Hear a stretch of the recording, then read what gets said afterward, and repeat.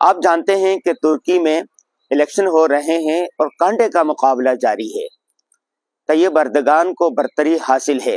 آج 15 مئی ہے اور اللہ تبارک و تعالیٰ کی ذات سے امید ہے کہ تھوڑی دیر تک واضح کامیابی کا اعلان ہو جائے گا۔ تو آپ سب طیب اردگان کے لیے دعا کریں، دستے دعا کریں۔ دعا میں اللہ تبارک و تعالیٰ نے بڑی طاقت رکھی ہے۔ طیب اردگان آج سے 30 سال پہلے آئے تھے، استنبول سے اٹھے تھے۔ آپ جانتے ہیں کہ اس وقت ترکی کو مرد بیمار کہا جاتا تھا کہ یہ ایک بیمار شہر ہے، بیمار طاقت ہے، لیکن طیب اردگان نے استنبول کے میئر کا انتخاب لڑا اور استنبول جو گندگی کا ڈھیر تھا وہ پیرس بن گیا، وہ سوئٹزرلینڈ بن گیا۔ میرا ترکی میں 2 مرتبہ جانا ہوا ہے، ایک 2018 میں اور ایک 2019 میں۔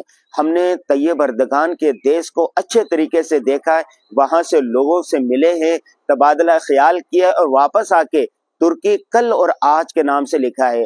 آپ تاریخ کا مطالعہ کر لیں، جس ملک کو کوئی اچھا رہنما مل گیا، اچھا حکمران مل گیا، پھر اس کو ترقی کرتے ہوئے دیر نہیں لگی۔ جنوبی افریقہ کو نیلسن منڈیلا مل گیا تو ملک اوپر اٹھ گیا، اور متحدہ دبئی کو راشد نہان مل گیا تو وہ کیا ہوا، اوپر وہ ہو گیا، اوپر اٹھ گیا۔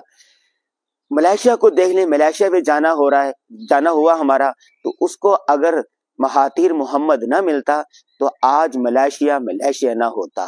اسی طرح چین کو دیکھ لیں، اگر چین کو یہ حکمران نہ ملتا تو ملک اوپر نہ جاتا۔ اسی طرح اگر ترکی کو طیب اردگان نہ ملتا تو ترکی آج گندگی غلاظت کا ڈھیر ہوتا، اور ترکی معیشت جو تھی وہ جکڑی ہوئی ہوتی قرضوں کے اندر۔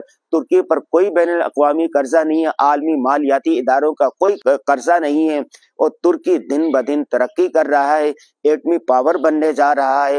اور ایک جو معاہدہ تھا انگریزوں کے ساتھ 90 سال کا، وہ معاہدہ بھی 2023 میں ختم ہو رہا ہے، اور اس کے بعد ترکی کی جو معیشت ہے وہ تیزی سے اوپر جائے۔ اس کی وجہ کیا ہے؟ 1992 سے لے کے آج تک ایک ہی پارٹی کی حکومت ہے، اور انہوں نے اپنی کارکردگی سے ثابت کیا ہے کہ ہم ہی ترکی کے حکمران ہیں، ہم ہی اس کو بہتر کر سکتے ہیں۔ اس سے پیغام ہے کہ پاکستان میں بھی الیکشن ہو اور فیئر الیکشن ہو، جس کو عوام منتخب کرے، اقتدار اس کے حوالے کر دیا جائے، اور پھر وہ حکمران اپنی ساری توانائیاں عوام کی فلاح و بہبود کے لیے لگا دیں، دین اسلام کی اشاعت کے لیے لگا دیں،